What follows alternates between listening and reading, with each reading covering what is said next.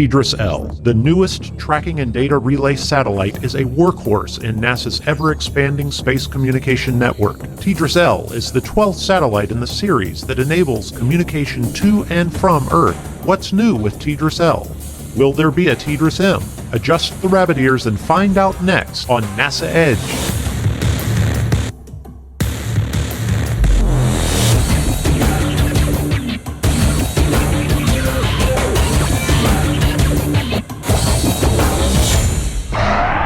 We're here live on top of the vehicle assembly building here at the Kennedy Space Center for the TDRS-L launch at Cape Canaveral. Not the usual sunny weather in Florida, huh? Yeah, we were sold a bill of goods that said it was going to be balmy down here, but it's a little bit chilly on top of the VAB here tonight. Hey, but what a great night for launch. We had the TDRS-L spacecraft on Complex 41 getting ready to launch at 9:05 p.m. Eastern Standard Time, and over the next 90 minutes, we're going to be talking all about TDRS and space communications. And Chris, you had an opportunity to sit down with Badri Yunus earlier today and talk about TDRS. Badri, we're getting ready for the TDRS-L launch here at Cape Canaveral. How important is this satellite that's launching tonight? Oh, it's more than important. I look at TDRS with great fascination. TDRS provides the kind of capabilities that are unmatched anywhere. If you look at the combination of all of the network that exists out there, commercial or non-commercial, they cannot come close to the kind of performance that TDRS has provided. Not only in terms of meeting our technical requirement, in terms of reducing the cost and bridging the gaps that existed before. Prior to TDRS, life was close to impossible. We were barely getting 10 to 15% of contact with the spacecraft. So when we needed to have that contact with our mission, primarily human spaceflight, contact may not have existed because of the spatial distribution of the station or other obstruction that may have existed. With TDRS now, with the 100% coverage at any time, 24/7, you can just pick up the phone. We provide better fidelity than that AT&T and all of the other. We approach it 99.999. We don't lose data. We make sure that our missions, get the contact they need, and they meet, their mission requirements. So I can drop my cell phone coverage and hook onto NASA's, and it'd be even better. Well, that would be great, but if you can afford our rates. Now, with TDRS, I understand you've been launching a series of newer TDRS satellites. I think you had the TDRS-K that was launched, and now we're launching TDRS-L, and then you have an M version down the road? Correct. This is the third generation of the same spacecraft that was conceived in the mid-70s. And then the technology was implemented with the technology of the 80s and the 90s. It has demonstrated its robustness and its viability and its endurance. So we did not change anything on the concept in going from one generation to the other, except with the second generation satellite, we put the processing on board the satellite, but that limited our options in terms of how many users we could support. And also limited our innovation because on the ground we were able to introduce a lot more capabilities and enabling better support of the user than the way we had it in space. So with the third generation, we brought back the processing to the ground. Now we are working on the fourth generation. You probably heard about our demonstration on board LADI. They went around the moon. We were able to, using a 10 centimeter aperture laser, we're able to communicate at 622 megabit per second. So we have been investing in optical communication. We are investing also in state-of-the-art technology, software reconfigurable devices, radios. We are investing also in advanced RF components. Just a few years ago when I was hired, I was given all of these networks and said, Badri, come here to NASA. You have all of these networks to integrate into a single cohesive, unified network. Let's call it the network of networks to cater to all of NASA's future needs, be that human spaceflight or as well as robotic missions. And they didn't give me any money, for that. But thanks to the great team that I have in all of the, within headquarters and within the centers, they worked very hard to identify initiatives that we undertook to generate so much saving and to be able to find money, to fund all of these new capabilities and put in place the kind of capabilities that will return at least 2 order magnitude in terms of performance back to NASA, and to reduce the cost of communicating that bit of data drastically to NASA and to the taxpayer. Padre, thank you so much for taking the time to talk to us about space communications, and enjoy the launch. Time. Listen, communication is about information, is about knowledge. You know, without which none of the things we do in, be that exploration or discovering new things, without communicating back, no value. That's right. To get a really good idea of just how valuable TDRS is to space communication, Franklin sat down and spoke with the project manager of TDRS-L. Jeff, as the project manager for the TDRS K, L, and M satellites, give me a little insight as to what your duties are. Sure. So our group at Goddard has been around, our project office has been around since about 1973, and we're responsible for fielding the TDRS communications satellites for the agency. So basically our group goes and writes specifications, and then we decide how to do the acquisition. Instead of building it in-house, we've gone out-of-house, and we help devise a test program to make sure the spacecrafts meet the requirements before they get shipped to the launch site. The primary motivation to do that is, once we launch a spacecraft, it's hard to go back and fix them, and so we've got to make sure we do it right. And then once we launch them, then we perform an on-orbit test program, and then our group turns them over to another organization at Goddard who operates the White Sands complex and operates the spacecraft, and then we're done and we go on to build more spacecraft. That's basically what we do. Now, with the TDRS K, L, and M satellites, you had to do some upgrades to the ground station at White Sands. Can you talk a little bit about those changes? Nothing major, mostly driven by obsolescence, and technology, as we all know, is moving at a pretty rapid pace these days. You probably have, I don't know how many megabytes you have in your home internet connection now. Think back 10, 15 years ago, you probably had a dial-up connection, and you maybe were lucky if you got 300 baud, right? So everything is moving. How many modems have you thrown away at home over the last 10 years? One a year. Right. So it's the same with the technology that we use to build spacecraft, and parts that were available back in the late 90s when we built the previous generation just aren't available anymore. So basically, even though the spacecraft of today, the KL and M, looks almost exactly like the HIJ series, it's been almost completely redesigned. Likewise, each time we've added a new generation of spacecraft, we've gone and we've made subtle changes to our ground station at White Sands so that we can support all 3 generations in parallel. And that gets complicated because it becomes now the comm system we have at the ground station has to be able to communicate with 3 different types of spacecraft, with 3 different databases, command and telemetry databases, for instance. So TDRS-L takes off today, and once it's in orbit, it's operating, you have to move on to M. Right. When does your work end with the TDRS satellites?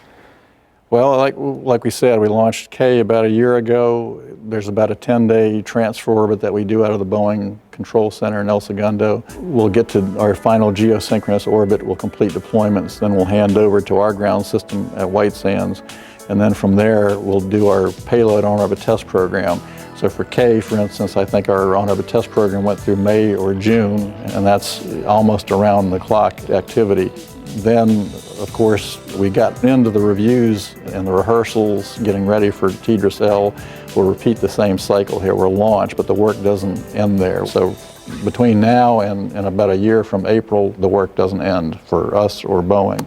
But on the other side, it's good to have work. And in this business, people tend to take a lot of pride in what they do because we know it's important, and we're fortunate to work with a lot of dedicated people who are just great. So you're probably about 2.5 years away from being able to go to Disney? At least a year and a half probably away from being able to say we're going to Disney. All right, Jeff, thank you very much. Thank you very much. All right. So far throughout this program, we've been talking about the satellite itself, TDRS, space communications, but now let's turn our focus to the operations side. There's a lot that goes on to launching TDRS up into space? There is. Launch Services Program, we're made up of a lot of engineers and technicians and that specialize in rocketry and spacecraft integration. And part of our job is to select a launch vehicle for our spacecraft customer. That can actually start many years out prior to launch day tonight. So launch day today is actually a culmination of the many years of work by many people. Is it a case where if I'm a TDRS person and I want to be launched on a rocket and you're helping me, do you help me select the launch vehicle, or is it based on where I want to go? How does that work? It's a combination of both. You'll fill out what we call a payload or spacecraft questionnaire that goes through our program.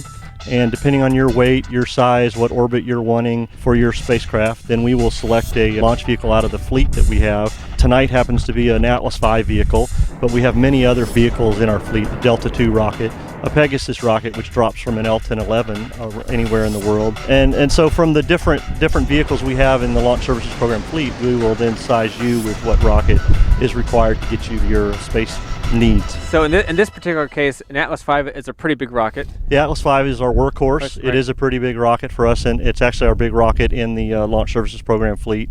It's a very reliable rocket. We've used it many times for NASA missions, and has a long heritage, dating way back to the Mercury days when it launched astronauts, back when it was an Atlas E, Atlas F version. Now we have some video footage of the Atlas booster arrival at the vertical integration facility. Kind of take us through this and what's going on here. So the launch vehicle process starts out, as you see here, with booster erection, which this actually occurred earlier in December 13th, 2013. The vehicle rolls into the pad, it's tipped up, lifted into the vertical integration facility onto the mobile launch mount. Here we have the Centaur, which is the second stage. It comes in actually in the opposite direction, rear end first, and then is rotated over on the trailer and then lifted up. Oh, wow. As you see here, rotated there, and then lifted up into the vertical integration facility and stacked on top of the first stage. So you have the first stage and the second stage now making up the launch vehicle part of the rocket. Now in some cases I hear a Centaur being known as an upper stage. Is that the same thing as the second stage? Same thing, it's an upper stage. Here we see the TDRS spacecraft actually in the payload processing facility, encapsulated in the fairing. Then we start about midnight and we roll out of the payload processing facility, heading down towards the vertical integration facility, which we see here. We've arrived. And of course, the same thing happens with the encapsulated spacecraft. We hook up to the payload fairing with the spacecraft inside. We lift it up on top and mate to the boat tail, which is the top part of the Centaur upper stage, where the guidance section is for the rocket, where all the avionics boxes that control the vehicle. Is that a sticker for TDRS and NASA, or is that painted on? That's actually painted on. Okay. A gentleman in Harlingen, Texas, that's been his job for many years to paint those on the 4-meter fairings.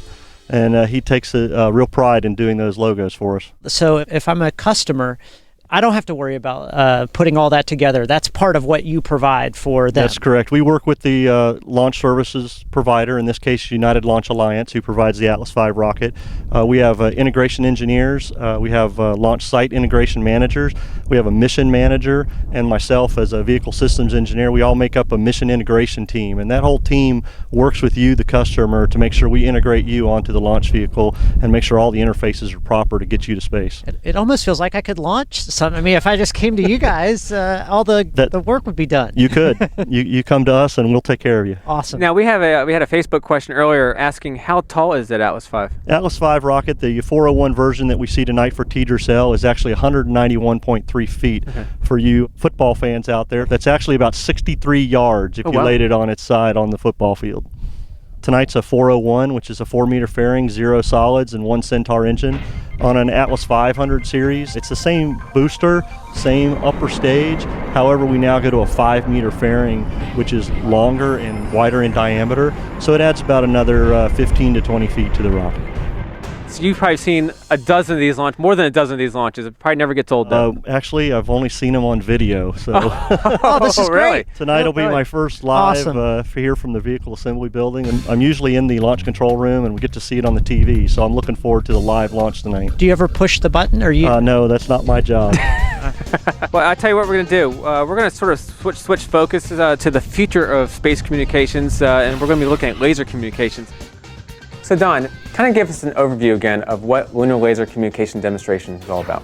Okay, so LLCD, or the Lunar Laser Communications Demonstration, is NASA's first laser communications demonstration in space that does two-way communications between the moon and the Earth. Okay. And what is the difference between using a laser communication system as opposed to an RF system? Laser communications uses laser wavelengths of light, which are 10,000 times shorter in wavelength than radio waves, and that allows you to basically impart 10,000 times more data on a light beam than you can on a radio beam. Also, it allows you to use smaller antennas, which in our case, the antenna is an optical telescope that collects light instead of radio waves. And it also allows you to send less energy to the target that you're communicating with, because the laser beam is so much more narrow than a radio beam. A radio beam is wide, a laser beam is narrow, and so that concentration of that beam allows you to send more power at a distance. So what were some of the objectives for LLCD in the LADEE mission? Well, we were hoping to demonstrate broadband from the moon, and we actually did that. Okay. We demonstrated 622 megabits per second. Wow. Downlinked data from the moon back down to the Earth, our ground station on the Earth. And then also we were able to send data at 20 megabits per second from the Earth up to the moon as well. And by the way, the record before that has only been about 4 kilobits per second. So we beat that by about a factor of 5,000. Now, I understand that once your systems were turned on, you actually required to signal pretty quickly? We did, as a matter of fact. So laser communications is used all the time in the Earth. Our internet backbone is powered by these pulsed laser beams that are guided by these optical fibers. So what's the trick? For NASA, we need to be able to take these narrow laser beams and point them where we want them to go and keep them pointed there. So that's the real challenge, and it turns out that we expected we would have to scan the beam around a little bit to find the receiver, so to speak. But I guess all of our calculations worked out so well that when we basically turned things on, everything was pointed in the right place, and it was instantaneous acquisition. This seemed to be a pretty easy thing to do, but just how difficult was it to acquire that signal in such a short amount of time? Hitting that target from that distance is the equivalent in golf of hitting a hole-in-one from over 5 miles. Wow. So it's a real challenge to point that and keep it there. So there was a lot of thought behind it. There are a lot of things you have to deal with. So because the spot is so small and it's 1 second between the Earth and the moon for the light beam to travel there, if you see the target at this place, you actually have to lead the target, because by the time you send the beam to where you think it is, the moon will have moved. Right. And you have to actually lead the target. So it's kind of like how a quarterback has to lead a wide receiver when they throw the ball. You have to see where they're going and put it there. The other thing that we had to overcome as well is motions of the spacecraft itself.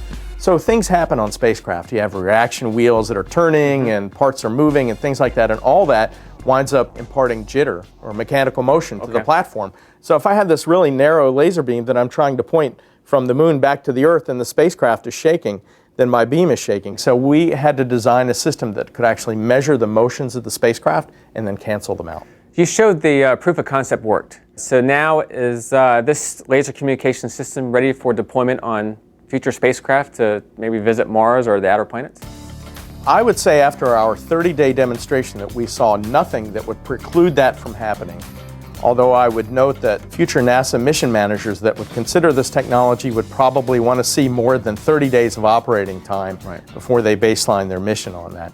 And so the laser communications relay demonstration, which follows us, will actually demonstrate a longer period of operation. Well, Don, you and your team knocked it out of the park, and congratulations on a successful mission. And it looks like laser communications is here to stay. Yeah, I hope so. Thank you. What a great mission that was. We had a chance to, when we did the LADEE live show at Wallop's flight facility, and it was just an awesome job with Don and his team to get the job done and to make that system work. And that was great, but the work wasn't over there. We have a LCRD. Laser communication relay demonstration? Absolutely, and Blair had an opportunity to sit down with Mike Weiss to talk about this program. Mike, everyone's very excited about the success of LLCD, but you're doing a laser communications relay demonstration. How is it different from what LLC did? Well, the key word is relay. Relay is really the backbone of today's communication systems.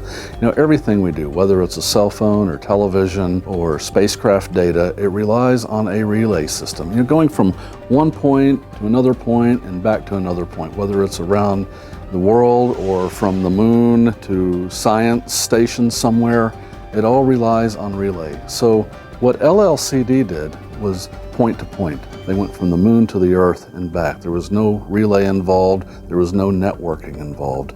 That's the next step, to go expand these systems so that they are proven to be able to do a relay and the processing and the networking and all the infrastructure that goes with it on the ground. So there's a whole lot to it, and that's what LCRD is going to do. So is that the final step before we would be able to implement laser communications as a standard technology for spacecraft? Well, that's the idea. The idea is that this would become an operational system after LCRD is finished. We will have shown that the systems are operational. They can be infused to the users, both the flight terminals and the ground terminals, and anybody who wanted to use optical communication in a relay capability would be able to do that. It sounds like this is a little bit more complex. How do you prepare for this complexity for your upcoming mission? Well, or demonstration, rather, the upcoming demonstration. Well, we've got something really, really good to build on, and that's LLCD. Right? So we know that the flight system works. We know that you can take an optical terminal and put data through and transmit it. We know the pointing acquisition and tracking works. We know that the ground telescopes work. But all that has to be put together in a relay scenario. So we have to take those two ground telescopes that work so wonderfully on LLCD and make them capable of doing the LCRD mission. So we have to add things like adaptive optics, the modems on the back end, the post-processing. We have to be able to monitor the atmosphere. We have to be able to characterize it, because you have to know how these things perform in order to have an operational system. This mission is flying not on a NASA satellite, but on a commercial satellite. Tell us about that. Right, that's a first. It's called hosting. So we have a very, very cooperative contractor, Space Systems Loral.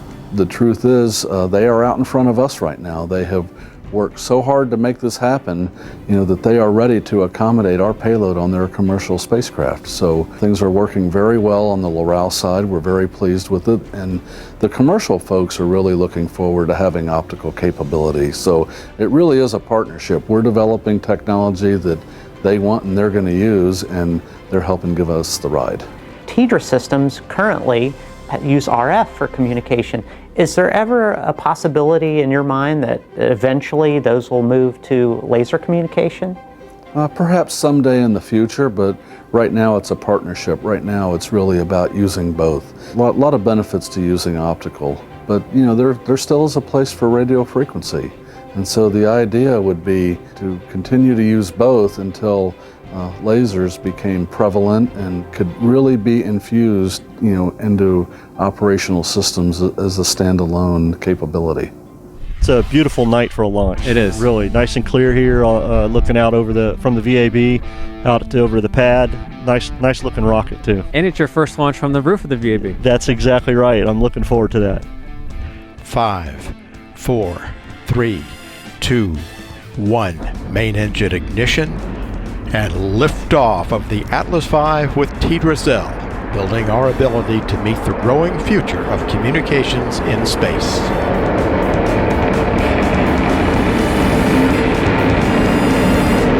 All right, guys, what do you think? That was awesome. That was very awesome. Very cool. Yeah, I've never seen a launch as clear as it was tonight with the stars in the sky. You could see them all over the place, and to see that Atlas V go up, it was incredible. So we're signing off from the roof of the VAB. You're watching NASA Edge. An inside and outside look At all things NASA.